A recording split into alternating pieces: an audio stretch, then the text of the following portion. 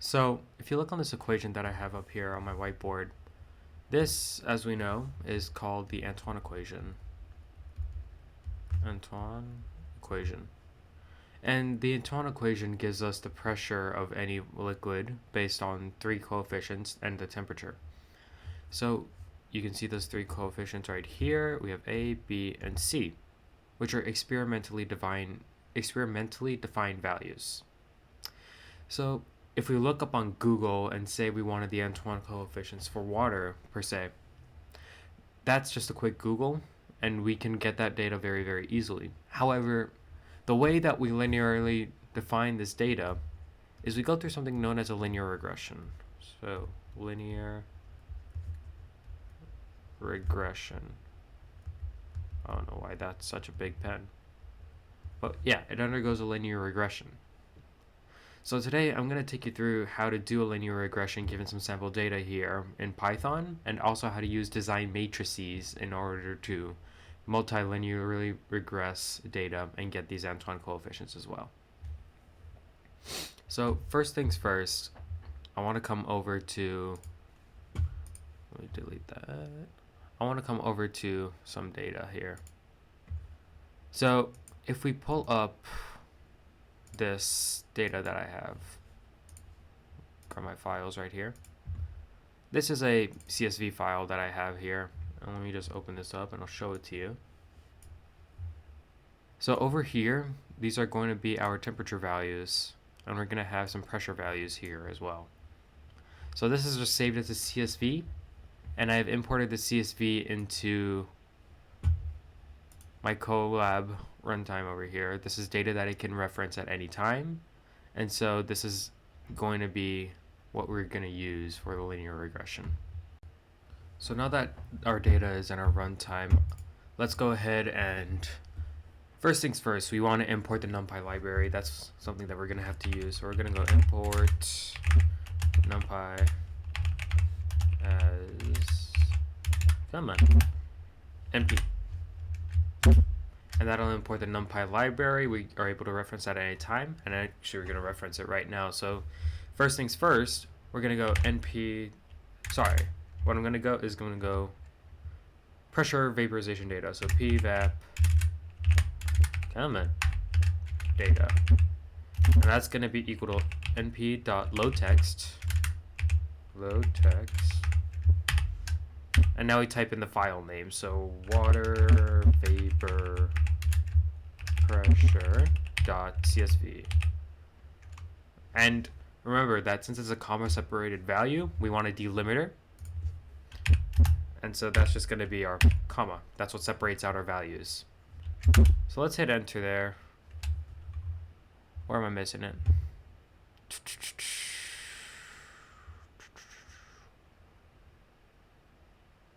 Where is that?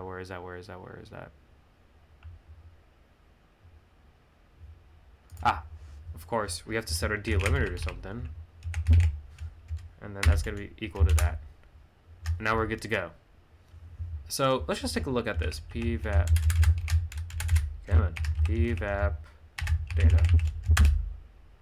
So now we have that CSV, right? We have our pressure, we have our temperatures here, we have our pressures here. But you notice how we kind of have this row and that row and that row. These rows are their own little thing. So say if I wanted to go ahead and unpack this array, so I want to go T and the pressure experimental is going to be equal to pvap data, pvap underscore data. Well, we get that error. There's just a lot going on there, and we're just not able to go ahead and submit that to a value, because what it ends up doing is it's going to say that this is temperature, this is pressure, this is temperature, this is pressure. It goes down this list, and it kind of assigns it to things that we don't want it to. So what we can actually end up doing is we can transpose this. Now to transpose any array, we go .t. And now this is a lot more manageable. We see our temperatures are in this array here, and we see that our pressures are in this array here. So this is now a lot easier to unpack. So if we hit the transpose and then hit enter, And then now let's go. Oh, yeah. So now we have our temperatures here, our P experimentals. Now we have those in our separate values. So now our T and P experimentals are in their own unpacked variables. So now that we have all of that imported into our Python code, let's go back here and let's go work out a model. So now, what do I mean by model? The model is what's going to be our plot points, right? So we have this equation here. This is our linear regression. However, if we wanted to just solve for pressure, well, pressure is going to equal to 10 to the A minus B over T plus C. That should be a plus. My bad. So yeah, A minus B over T plus C. That is our model for pressure. Very simple, very easy. Let's go ahead and import that into our Python code. Let me bring this up here. I'm going to get rid of all this stuff that we don't need. I just wanted to show you how to transpose and import that data. So now, let's go define a new function. So let's go define this as Antoine model. Right? And our Antoine model is going to take in a vector of v. Not c, v. Right? So now we've defined this model here. So we want to go ahead and unpack that vector. And that vector is going to be unpacked into our three unknown coefficients. So a, b, c is going to equal v. Simple enough. Right? And now we want to put our model in there. So our model, we just derived that. It's going to be equal to 10 to the a minus b divided by t plus c. T plus c.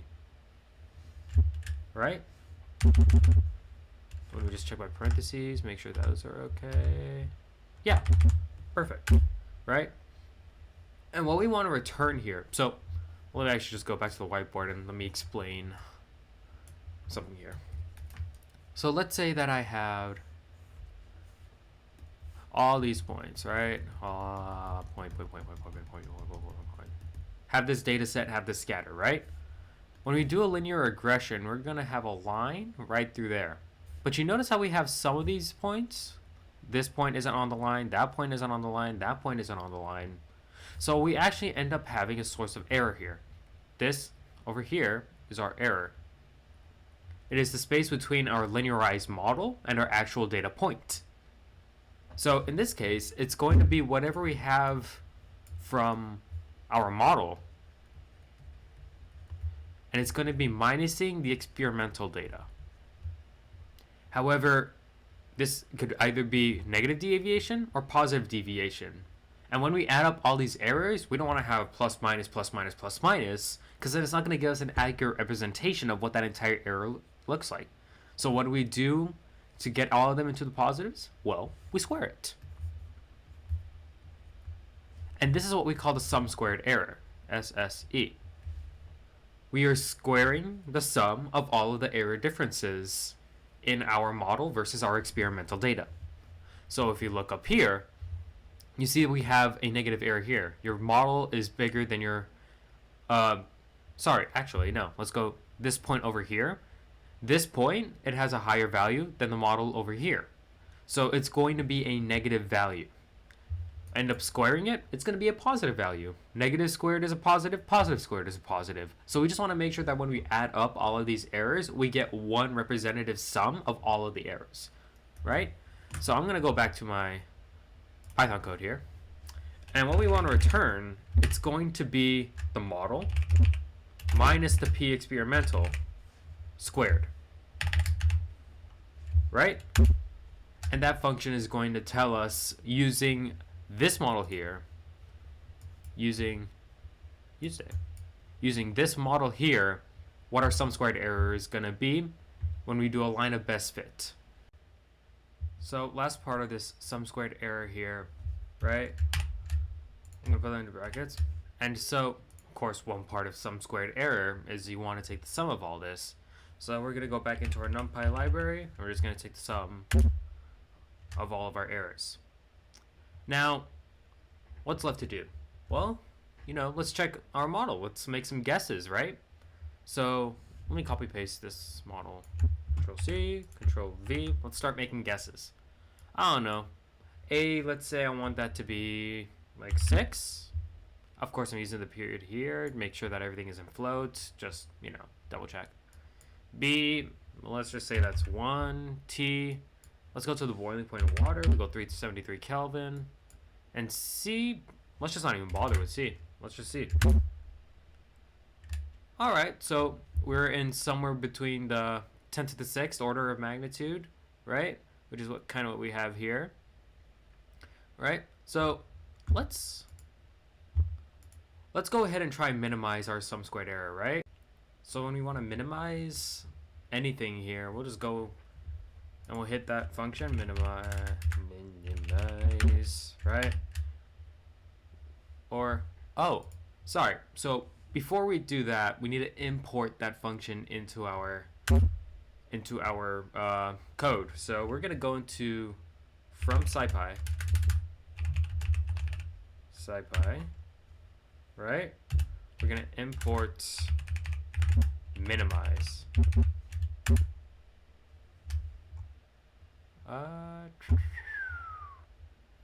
What Python was that? Hold on. Minimize function in Python. I might have gotten the library wrong. SciPy.optimize. All right, SciPy.optimize. That's what I was missing. Yeah, we should get no argument there. We've defined our function there. Awesome. So let's go ahead and minimize our Antoine model. Right? And let's go ahead and make our guesses, right? So we're going to put that into some parentheses because these are multiple guesses that we're going to make, right? So let's just use those previous guesses that we had. So we had sit. Oh boy. Right? Did I mess something up here? Okay, I think we're good now. Right? So let's use 6, right? That was our A. Our B, we said it was going to be 1. And I don't know, we just said that our C was going to be 0, right? So let's just hit 0 here.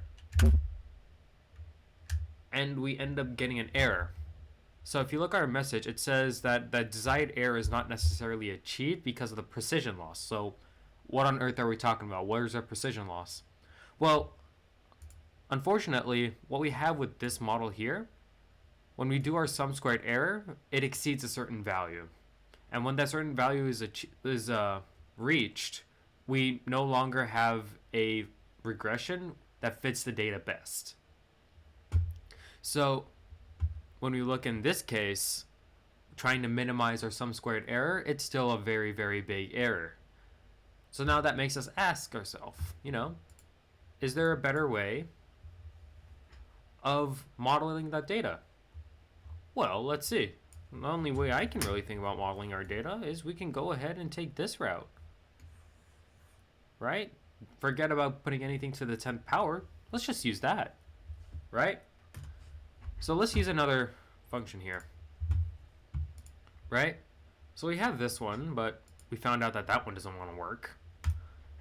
So let's go ahead and let's define log 10 pxp. Right? And that's going to be equal to np.log 10 of the p experimental. Right? So now everything here. So let's take a look at what that's going to look like. So let's go log 10 pxp. Right?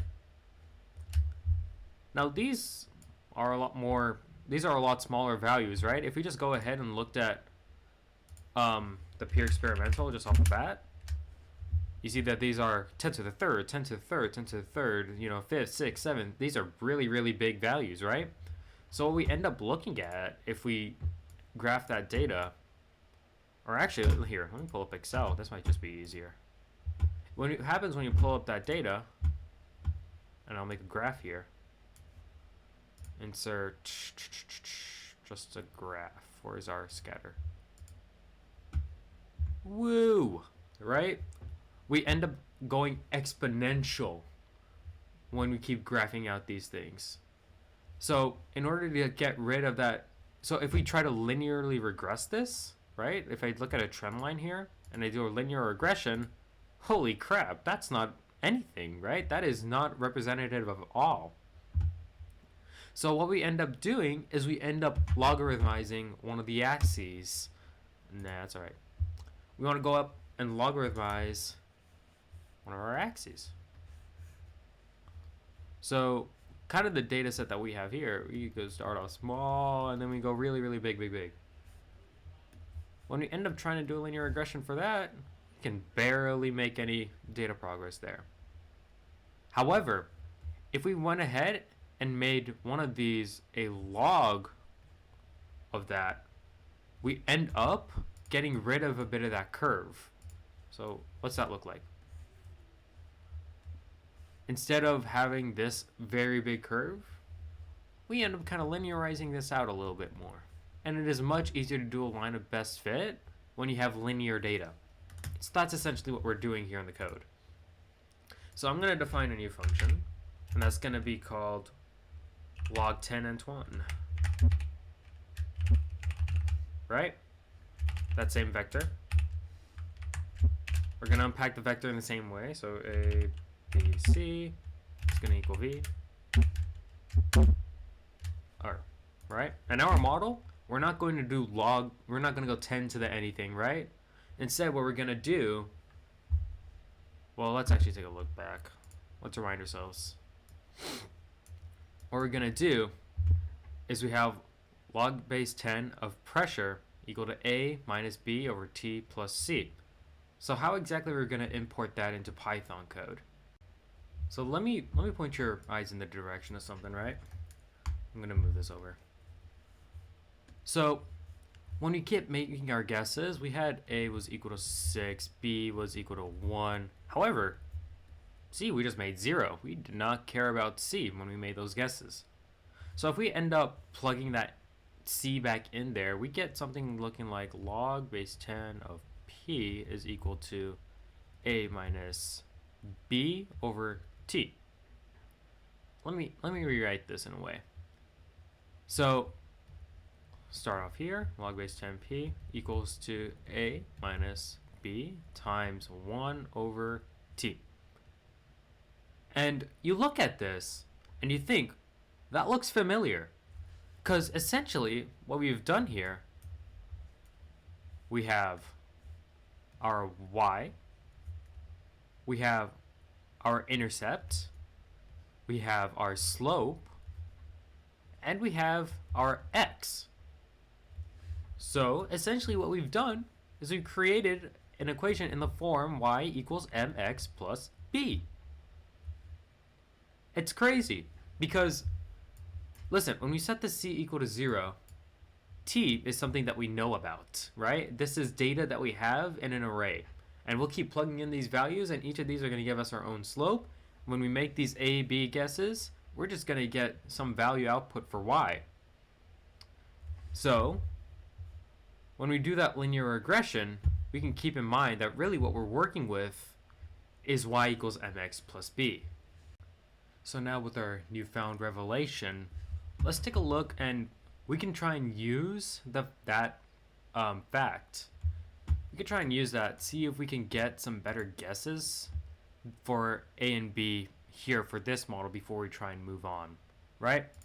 So let me just, I'm going to insert code here. So now there's a function that we know that's called polyfit, np.polyfit, right? And what that does is you enter an x value, you enter a y value, we enter the degree of the function, and it should give you your slope and your y-intercept, right? So in this case, what did we say our x was, right? So we said x was going to be 1 over t. So 1 over t. 1 divided by t. Our y, we said, is going to be the log base 10, right? So log 10 of p xp. And the degree of every linear function is 1. Easy as that. So if we go ahead and hit that, we now have our slope, we now have our y-intercept. So if we look back at our whiteboard, not that, that's my video editing, sorry. So if we look back here, we have y and we have x, that's log base 10, that's 1 over t. And we've polyfit our data to find m, b. This m is going to be negative, however, 2000, whatever it was, and this b was going to equal 10 or whatever it was. So now we have gone ahead and we have made better guesses for our data. Now remember, we are still ignoring c. We are still having that c equal to 0. But now we have some better guesses to work with here. So I'm just going to copy paste these in, right? So this one is going to be our, was that A or B? Yeah, so M was equal to B. I'm going to write this off to the side because I'm going to keep looking for it. So we're going to go M is equal to our B, and our lowercase b is going to be equal to A, right? I'm going to move this mic out of the way a little bit. It's kind of getting my field of view. Hopefully you can still hear me just as well. So this this slope, our m, that's equal to capital B. So let's go ahead and put that in there. And this over here, that was equal to our y-intercept, which is our A. So we're going to put that in here. Kimmin. B. I remember we're plugging this into this model over here, but let's just take a look here. And there we go. This is a lot better. Our optimization was a lot better. So now that we have had better guesses for our A and B values, we now have a lot better precision within our sum squared error. Because remember, going back to this idea of having the log, it makes our linear fit just that much better.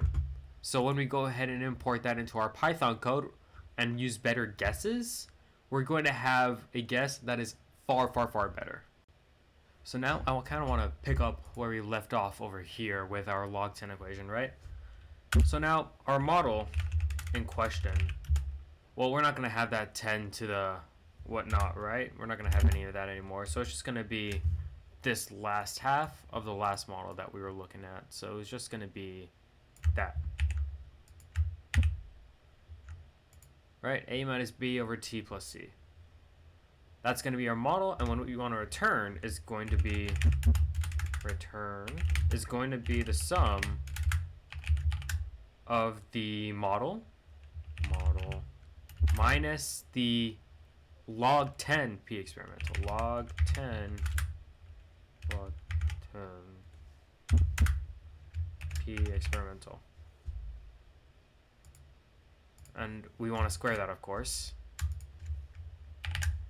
Why do I have a little red mark here? What are you all about?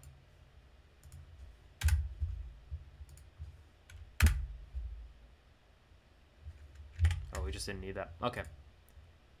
And then, what are you all about? Right? So now, let's do the same thing. Let's also minimize this one and just compare and contrast, shall we? I'm going to get you out of the way. You were just... Oh, boy. Right, so now we want to go minimize, and we're going to do this for our log 10 function. So Antoine, or sorry, we called that log 10 Antoine, didn't we? Log 10 Antoine. There we go. Right, and let's go ahead and use the same guesses actually. So we're just going to go Control C here.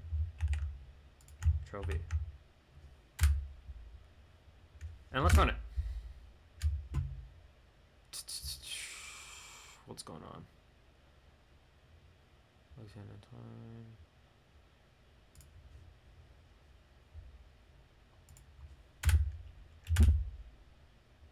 going on here? That's where operand type for the... Oh, we can't have that in there. Technically, we can't have that up there either.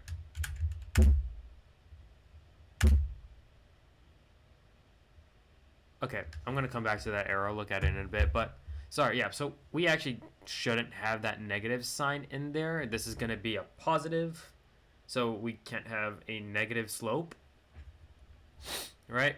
So when we look here, we have our values are very, very big. That was actually concerning me earlier, but we have much more manageable values now, right? This is a lot closer to that. This is a lot closer to that. And we kind of have a value for the C function now. I wonder if that's what might be changing it. Let me try this.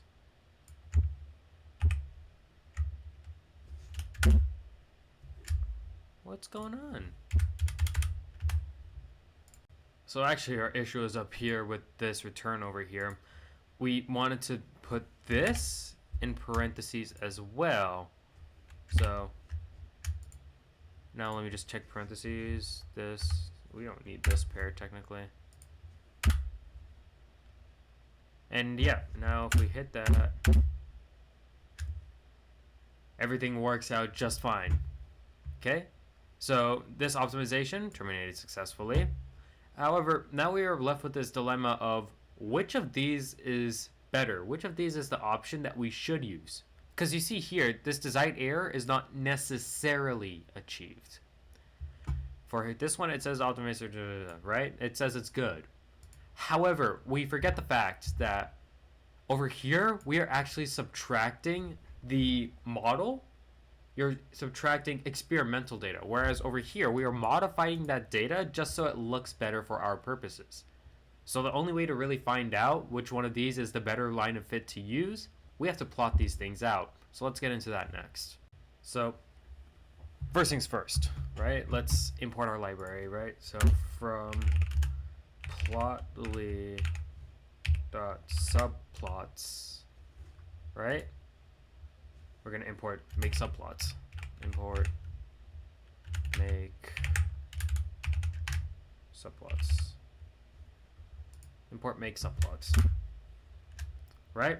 So now we have that tool in our arsenal.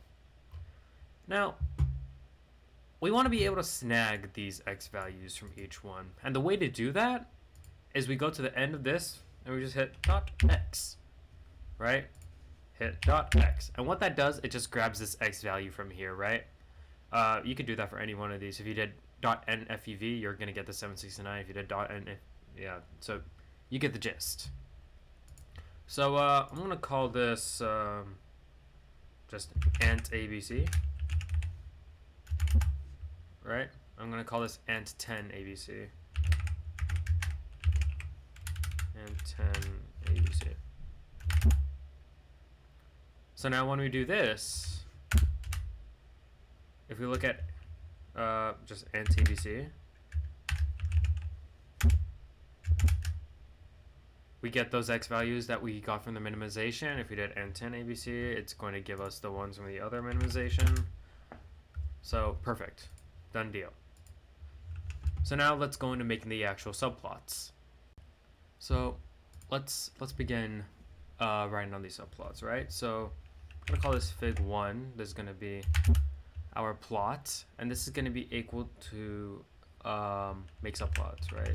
Just go ahead and initialize that. Make subplots. Now, for our first one, I just want to go ahead and plot our data points, right? So I'm gonna go ahead and make fig1.add scatter. Add scatter, where our x is equal to t and our y is equal to p experimental, right? And whenever we do something like this, we always want to make sure that we are making plots. So we're going to set our mode equal to markers. So yeah, we have our data here now. But one thing that's bothering me, I don't know if it bothers you, is that we are starting from 0 and going all the way up to 20 million. Our range is huge. And immediately what we think is we want to make that logarithmic as soon as we can. So let's actually go ahead and do that. So the way we do that is we go fig1.update scatter, or sorry, update y-axis, right? Y-axis, where we're we're going to set this type equal to log. So type is equal to log. And this is actually just going to be within quotations. So this looks a lot better, right? We have this nice data curve here. I'm actually going to name this our data. So let's actually just go name is equal to data. Data.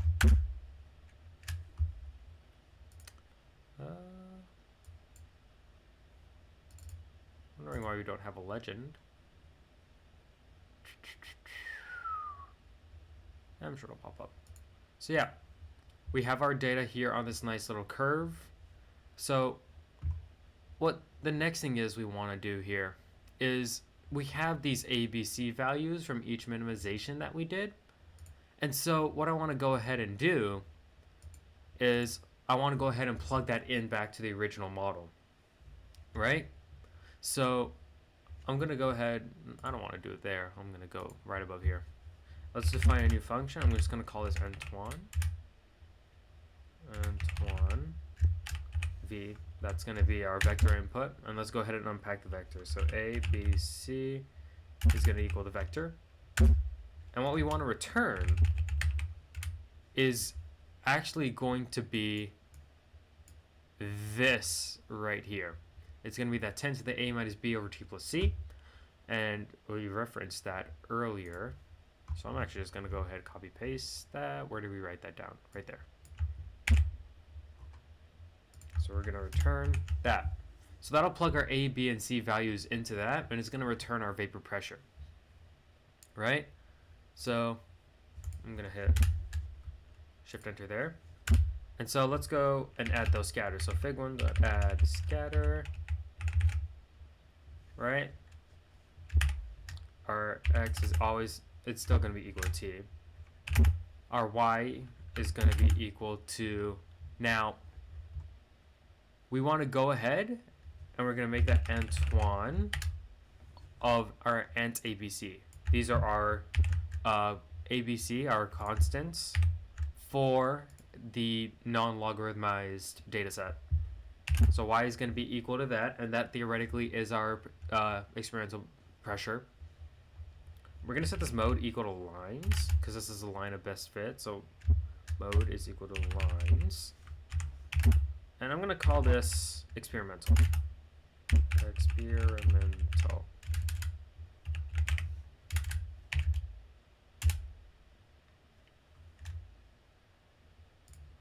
Forgot the underscore. Well, would you look at that? This fits very, very nicely.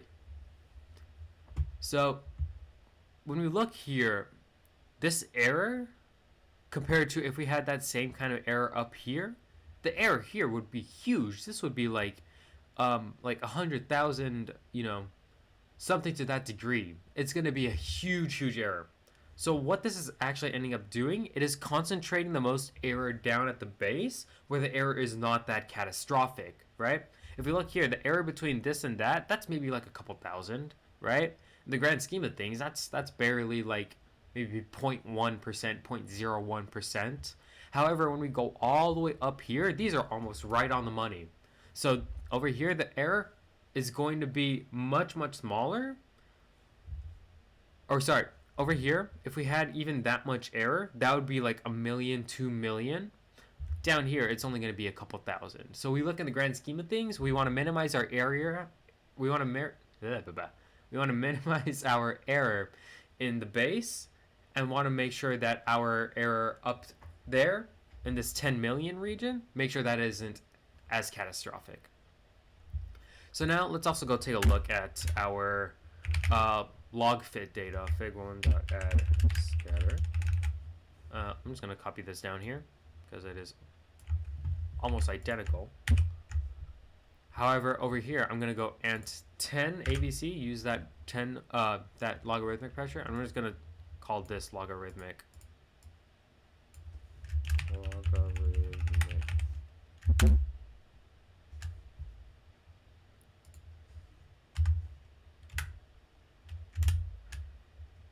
And as you can see here now too, well, this logarithmic, it's right on the money almost on each and every dot. Actually, I just want to zoom in here, right? You see where this has that error there? The logarithmic graph barely has any of that. It is nearly almost through the center of each and every point on this graph. So when we want to go back and answer the question of which one of these is better, well, you'd better believe that that logarithmic graph is going to give you less error. Its minimization is a lot more accurate, and it gives you just a better line of fit when you compare it against just the experimental data.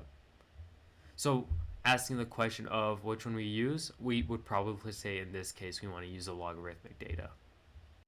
So now I'd like to change directions and focus on design matrices and doing multilinear regressions using design matrices. So first things first, what on earth is a design matrix? So I pulled up this page here to kind of just help us get a better understanding. So here we are. So you can see that we have this form. It's basically y equals mx plus b, right? So we have our y's over here, we have our x over here, we have a constant coefficient here for the slope. You have your slope, or sorry, so your b naught, this is your y-intercept, your b1 or beta 1, that's your slope, and then you have your y-intercepts. So let me just write this out then, just kind of give everyone a better idea.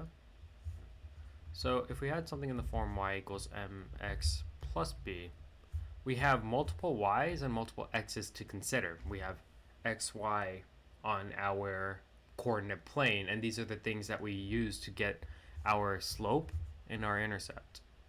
So if we had a design matrix, we had y1, y2, we have all the way down to yn. And that's going to be equal to, well, we're going to have a column of ones, an n amount of ones, and we're going to have x1, x2, we're going to have xn, n amount of ones. And we're going to have and that's going to be relatory to our slope. Hello, what are you doing? I'm not sure what happened there. But yeah, that's going to be related to our slope. Just give me a second. Technical difficulties. So that's going to be relatory to our slope. And we're also going to have to add a whole bunch of y-intercepts. We're going to have this b1, b2, b3, bn. And that's also going to be there. So this is a general setup for the design matrix of a linear regression. But how do we relate that over to something as the Antoine equation here? Well, let's go a little bit further down, right? So I'm going to rewrite the Antoine equation real quick. So the Antoine equation is log base 10 of pressure is equal to a minus b over t plus c. So I'm just going to start by multiplying both sides by t plus c. So now we have log, that's not even words, log 10 p multiplied by t plus c is equal to a times t plus c minus b. Simple as that. And when we go ahead and we distribute out our factors here, we're going to have something like t times log 10p plus c times log 10p is equal to at plus ac minus b. Now realize that this pressure, or the temperature times the log 10 of pressure, that's a number. We can find that out at any given point, right? Same thing for our constant coefficients here, right? AC minus B, that's just going to be some sort of constant. And as such, I'm going to denote this as D, just so we don't need to worry about that. So I'm actually just going to move over that, and I'm just going to rewrite this here. Log 10p is equal to AT plus D minus C times log 10 of P. So now that we have that down, where do we want to move from there, right? Well, from now, we can just go on. We'll set up our design matrix, right? So this design matrix, it'll look like T1 times log P1 and then T2 times log P2. And then you have some number of those, Tn times log 10 Pn. That's going to be our left hand of the equation.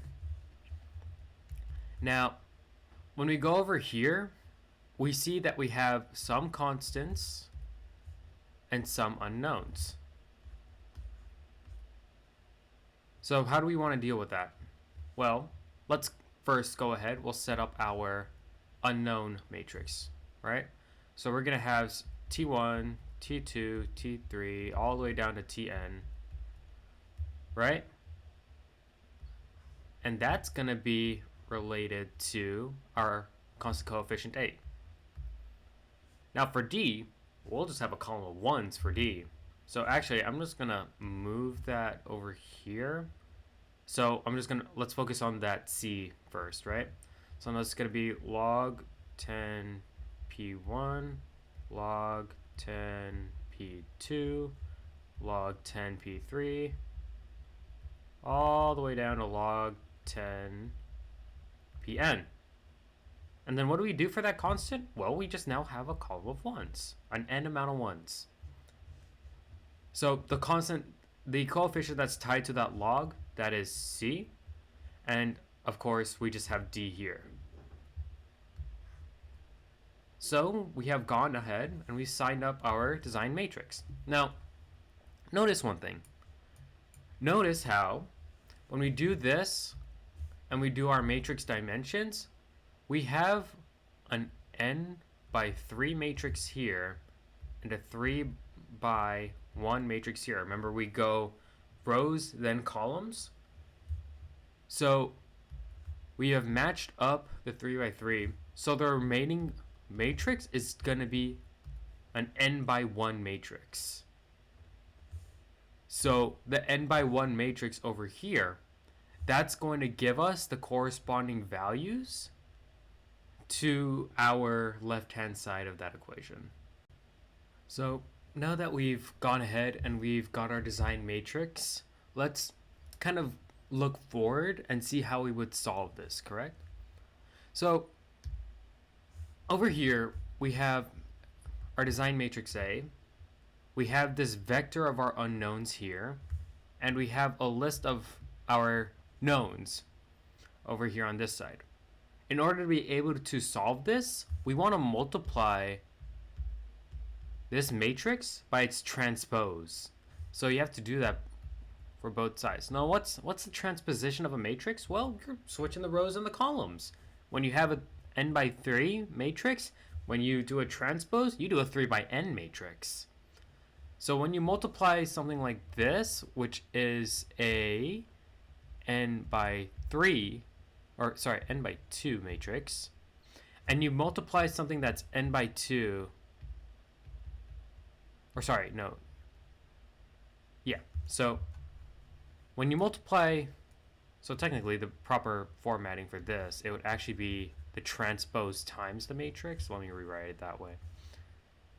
So it's going to be the transpose of the design matrix times the unknown over here. It's going to be the transpose of the design matrix times the design matrix here. And so when you go down and you multiply so we have n by 3 here. So when you multiply a 3 by n matrix times an n by 2 matrix, well, the result is a 3 by 2 matrix. Over here on this side, when you multiply a 3 by n matrix, and then you get an n by 3 matrix, well, you result in a 3 by 3 matrix, and that's actually going to be the unit matrix, right? A unit matrix looks like this. You have your horizontal column of ones, and the rest of them are zeros. That's what multiplying by the transpose means in design matrix. So essentially what you end up doing is when you multiply this matrix by this matrix, you get your A, C, and D values. Your A, C, and D values. So yeah, hold on. Let me go off to the side here. So you have your unit matrix. So messed up already. So 1 0 0 0 1 0 0 0 1 unit matrix, and then you multiply your ACD. When you do matrix multiplication, what you do is you multiply this, but you multiply all of these. So you go 1 times A, 0 times C, 0 times D. So that results in an A, right? Then for the next one, 0 times A is 0, 1 times C is C, 0 times D is 0. So for the next one, you get C. So 0 times A, 0 times C, 1 times D. Now you have D. So remember, this is the transpose times the design matrix. When we multiply that, we get the unit matrix for the design matrix. And when we multiply the unit matrix by any matrix, you get that matrix that you're multiplying to the unit matrix. So this is going to be the resultant of that dot multiplication. All right? So now let's go ahead and let's go take a look in how to go ahead and input this into Python and how to multilinearly regress this. So first things first, let's go ahead and make our design matrix, shall we? So we ended up naming our design matrix as A, so I'm just going to use that here as well.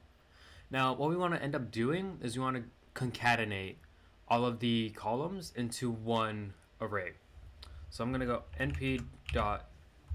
np.c underscore, and then let's start our array. So that first column, if you remember, let me pull up the whiteboard. That first column over there is a column of all of our t values. So we're going to go t. And now our next column, I didn't bring this down, but this is a negative c times log p. So these are actually all negatives if we look at them. That's a negative, that's a negative, that's a negative, that's a negative. So we go negative log. And remember, we defined the negative log of this beforehand. We had that defined as that one. We can go to that reference. Right. So we did end up defining log 10p exp. So we can just use that. And now the last one, we want that column of ones. But how on earth do we get a column of ones that matches the column that matches the n value that we're going to be using, the n number of t's? Well, we use np.ones, and then we go subset like. So this is going to give us the same amount of ones as there are values for t. So let's go ahead and run that, and let's just check out that array. So as you can see, there are the same amount of ones as there are data points. We have all of our temperature values over here. We have all of our negative log 10p exp values right there. So now let's go ahead, let's go get the transpose, and let's try and go ahead and solve this thing, right? So now for this one, we're going to use np.linalg.solve. And in this, we want to go ahead and we're going to go to get the transpose. We're going to go a.t dot a.t. That's the transpose of A. And we're going to multiply that. Matrix multiplication isn't just a multiplication symbol. It's actually going to be your @ symbol. Matrix multiply with A. And remember, that is our unit vector, our unit matrix. And then on the other side, we're going to go ahead and we're going to get the transpose again. And this time, we're going to go ahead and multiply it by our two vectors, our temperature times our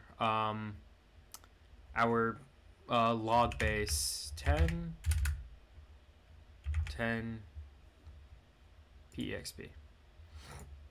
We're going to matrix multiply that. And boom, there you go. We have our A, we have our B, we have our C.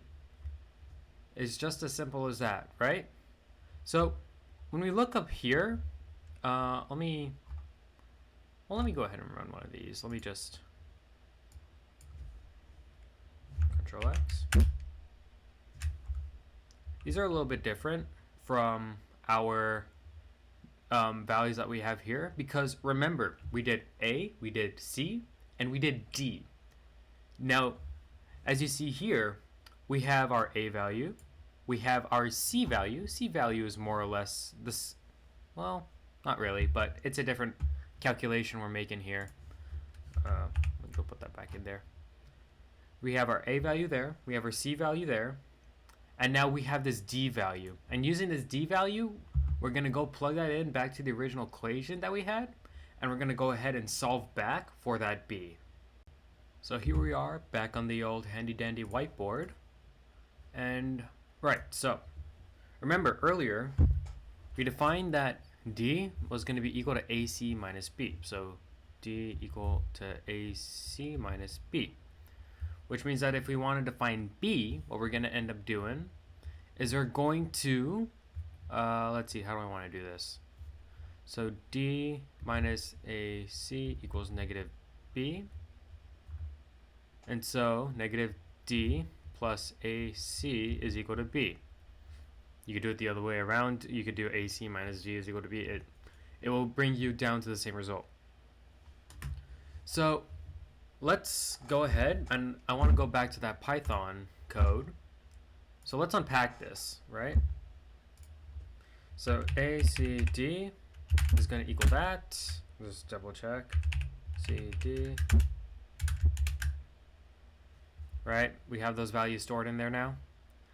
And so now let's go ahead and let's go B is equal to negative D plus A times C. Double check that that's what we had.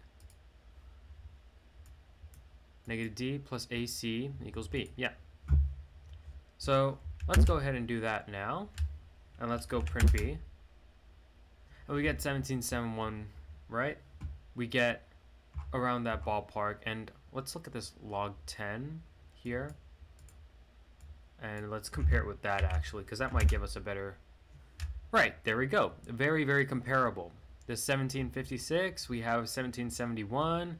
Even that C, when we go back and we find that out, we see that it's closer, a lot closer to this value that we have here, this negative 36, right? So that is how we go ahead, print that the last time. Now we used a design matrix and the Antoine coefficient, and now we've officially gone ahead and we found our A, B, C values for that multilinear regression.